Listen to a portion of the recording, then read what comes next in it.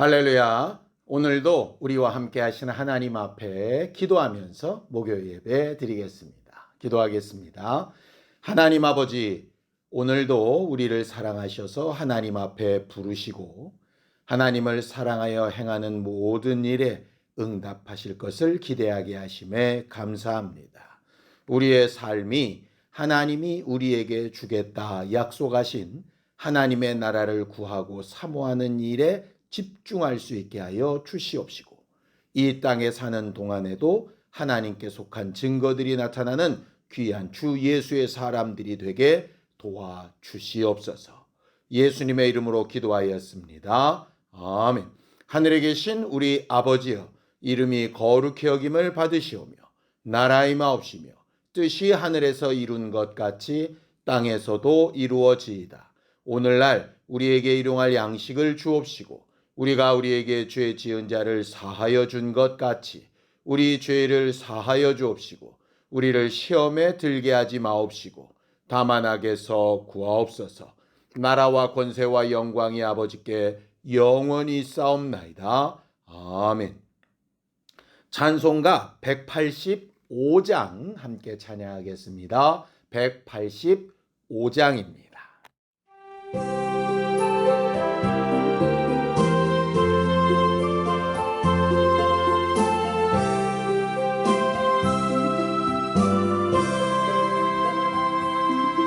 이 기쁜 소식을 온 세상 전하세. 큰 환난 고통을 당하는 자에게 주 믿는 성도들 다 전할 소식은 성령이 오셨네. 성령이 오셨네. 성령이 오셨네. 내 주에 보내신 성령이 오셨네. 이 기쁜 소식을 온 세상 전하세. 성령이 오셨네. 만왕의 왕께서 저 사로잡힌 자 다 구원하시고 잠자유 주셨네. 승리의 노래가 온 성에 들리니 성령이 오셨네. 성령이 오셨네. 성령이 오셨네. 내 주님 보내신 성령이 오셨네. 이 기쁜 소식을 온 세상 전하세. 성령이 오셨네. 한없는 사랑과 그 크신 은혜를 늘 의심하면서 안 믿는 자에게 내 작은 입으로 곧 증언하리니 성령이 오셨네. 성령이 오셨네. 성령이 오셨네. 내 주님 보내신 성령이 오셨네. 이 기쁜 소식을 온 세상 전하세. 성령이 오셨네.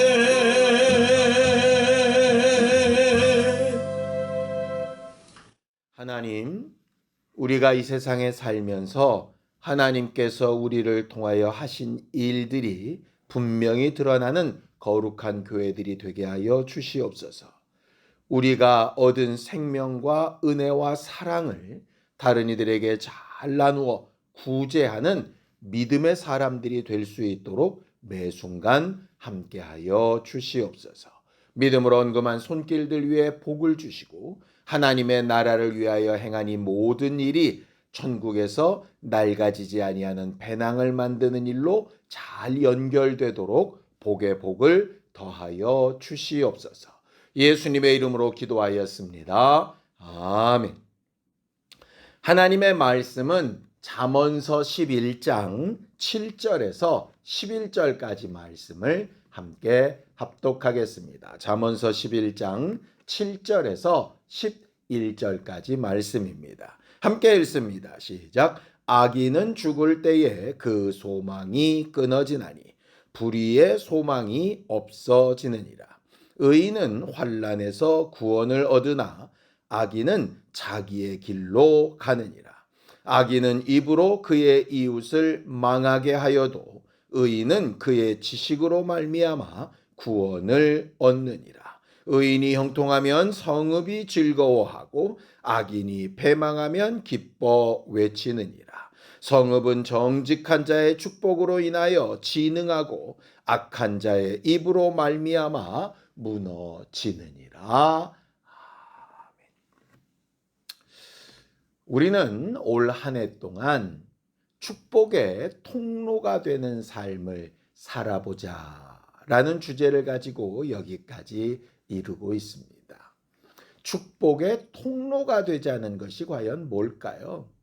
하나님으로부터 생명과 복, 은혜와 사랑을 충분히 받고 그 받은 것을 내게 머물러 두는 것이 아니라, 다시 말해서 나만 혼자 잘 먹고 잘 살고 구원받고 행복한 것이 아니라 그 받은 사랑과 은혜와 복과 생명을 다른 이들에게도 나누어 주고 전달해 주는 도구가 되어져야 한다라고 하는 말 아니겠습니까? 결국 신앙생활은 물론 내 영혼을 위하여 하는 것이기는 맞지만 내 영혼만 위해서 사는 것이 아니라 나로 인하여 다른 이들이 살아나는 것을 목적으로 하고 있습니다. 하나님이 세상을 사랑하셔서 예수 그리스도를 이 땅에 보내셨습니다.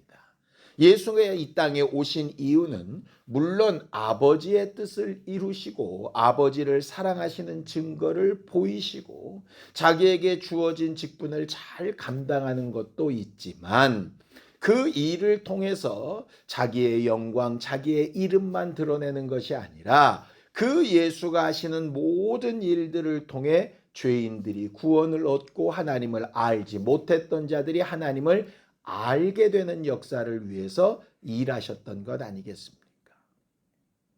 예수께서 겟세마네 동산에서 땀방울이 핏방울이 되도록 하나님 앞에 기도하시고 하나님의 뜻대로 순종하여 죽기를 결심하시고 내려오실 때에 예수를 잡으려던 사람들이 예수께 나오게 됩니다. 그때 베드로가 칼을 들어서 제사장인 말고 종인 말고의 귀를 자르게 되죠.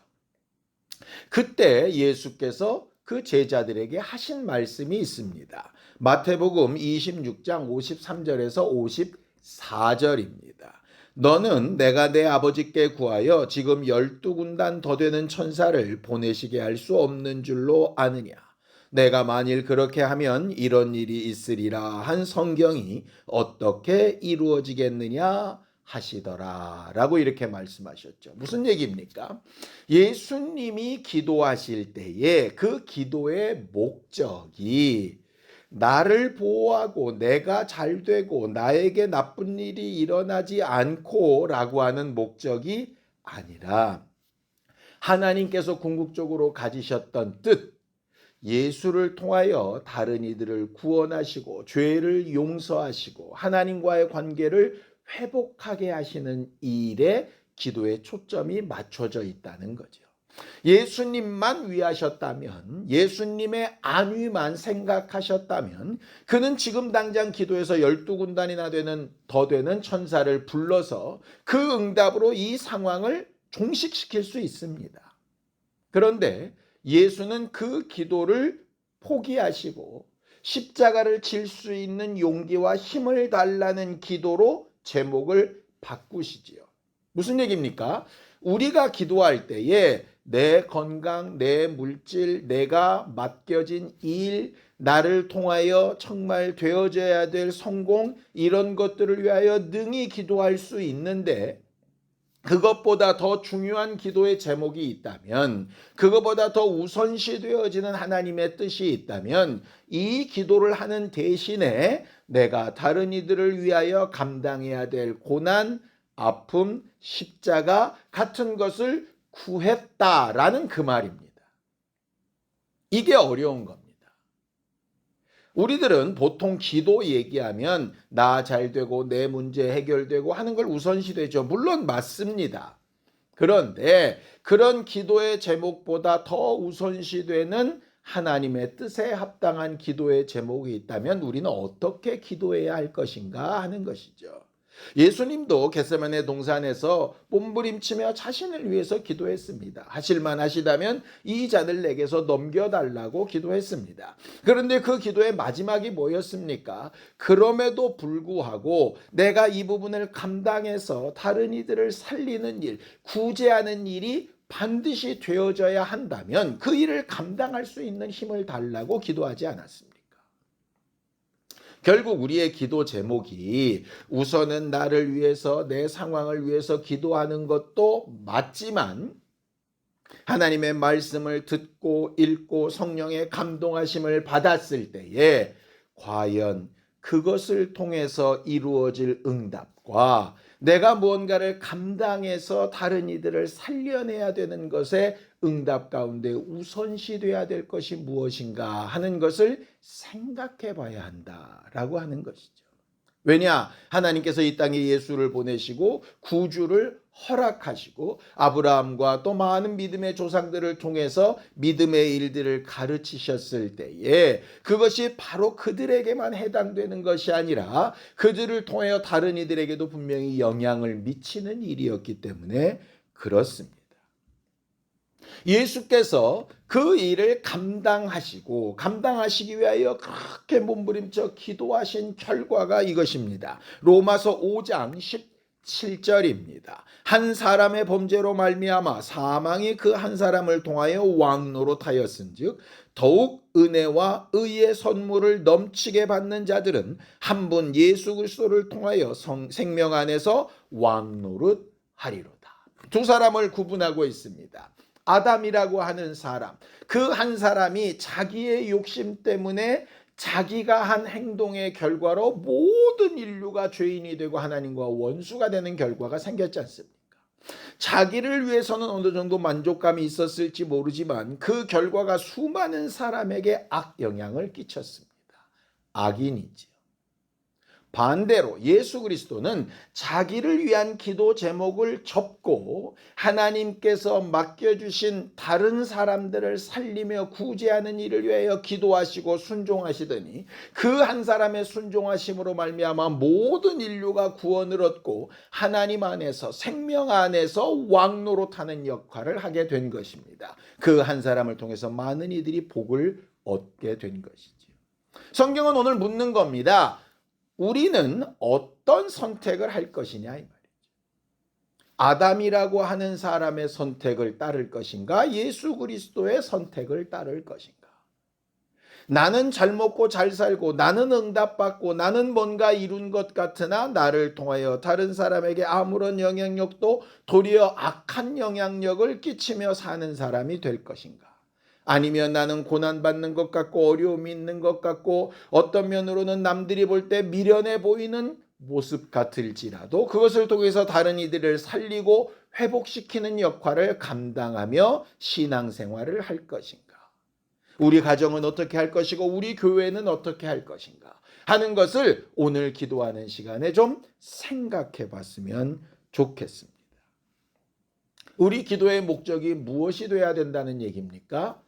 나만, 내 육체만, 내 가정만 하는 것이 아니라 나와 우리를 통하여 생명을 얻고 변화받을 영혼들까지라는 말이죠.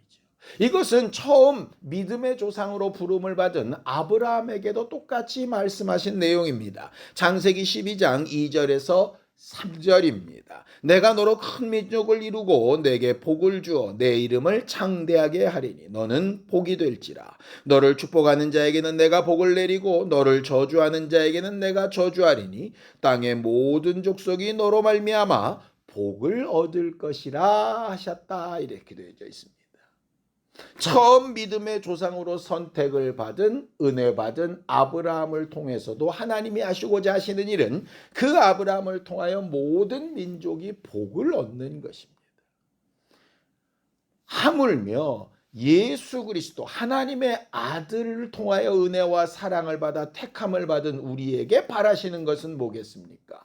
당연한 것 아니겠습니까? 오늘 본문에도 똑같은 얘기가 나옵니다. 잠언서 11장 10절에서 11절입니다. 의인이 형통하면 성읍이 즐거워하고 악인이 패망하면 기뻐 외치느니라. 성읍은 정직한 자의 축복으로 인하여 진흥하고 악한 자의 입으로 말미암아 무너지느니라 라고 이렇게 얘기하죠. 내가 의인이라면, 우리 교회가 제대로 된 교회라면, 우리 가정이 하나님의 정말 인정하심을 받는 가정이라면 나를 통해서, 우리 가정을 통해서, 우리 교회를 통해서 복을 얻고 평안을 얻고 기뻐하며 위로받고 살아나는 사람들이 많아질 거라는 거죠.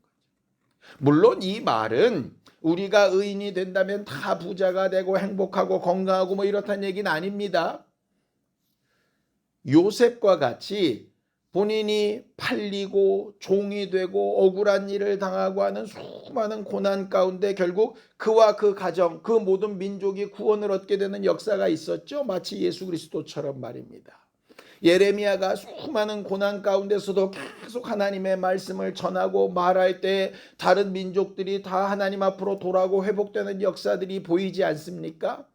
그런 고난과 아픔 가운데 있을지라도 결국 그 결과가 뭐냐 하는 겁니다.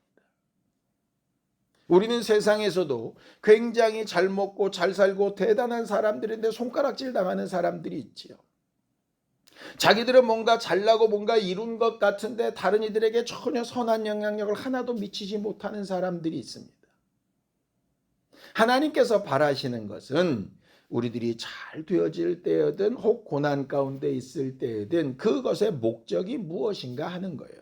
우리를 통하여 복을 받는 사람, 우리를 통하여 생명을 얻는 사람, 우리를 통하여 살아난 사람들이 과연 있는가 하는 것이죠.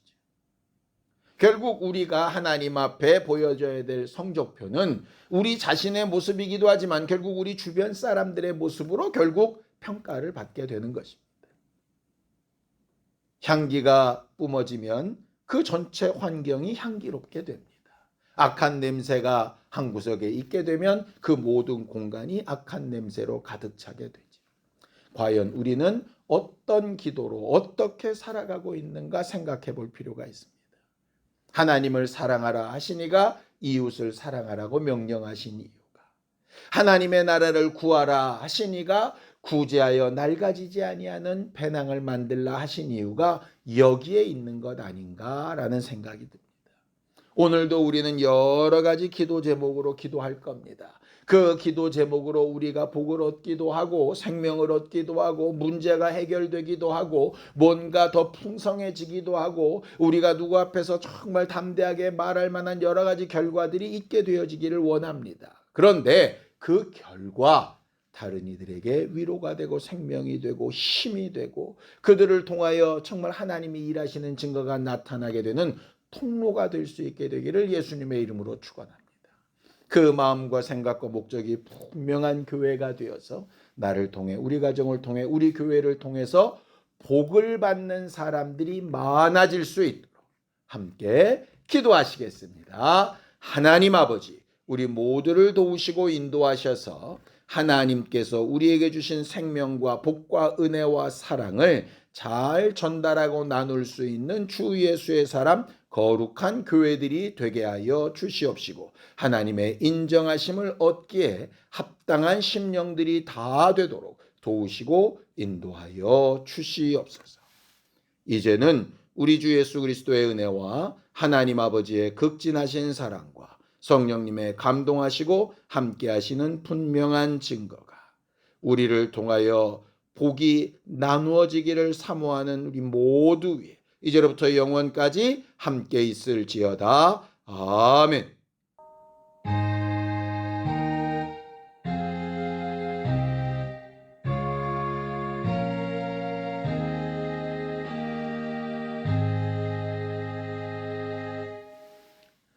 우리를 통하여 복 받는 일이 나타날 수 있도록 함께 기도하시겠습니다.